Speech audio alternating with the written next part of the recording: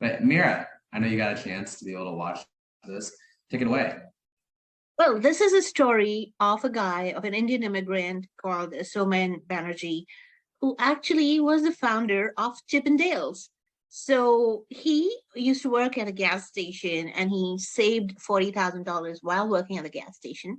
And when the gas station owner tells him, you can manage more, I'll promote you, he says, no, I'm here for my dream. So let me just follow my dream. I want to set up a backgammon club because there's none.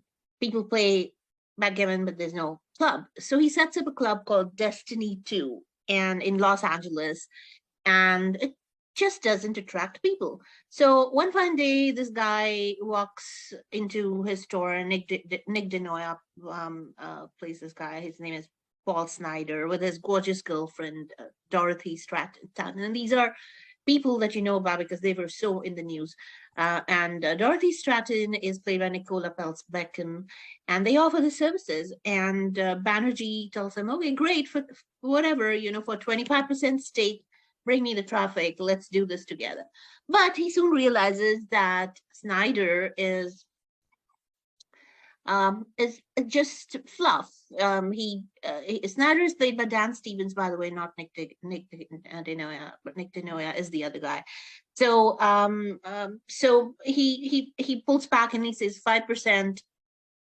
Bring me some stuff. So they get it rolling, but once, because he's so jealous that his girlfriend is accosted by other men, he only goes to gay bars. So he takes Steve to the gay bar as well. And while they're at the gay bar, Steve realizes that there is a untapped market of women who also want to have fun. So he goes back to the board and he imagines his club to be a strip club for women. And that's how Chippendale starts.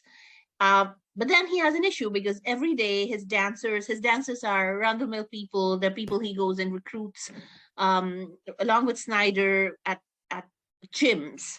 They're not professional dancers. It's no choreography. And he comes across this guy, Nick Denoya, who actually he's played by Murray Bartlett, by the way.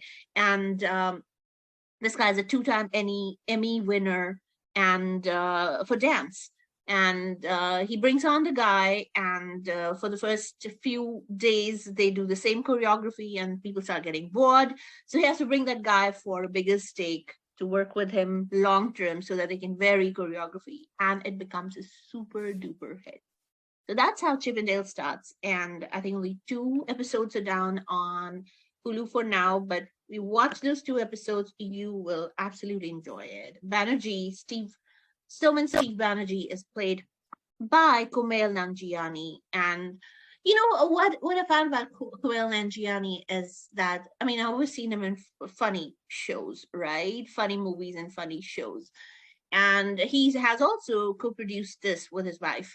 But when you see him here, you're trying to figure out whether you should laugh because he's funny, right? He's synonymous with funny.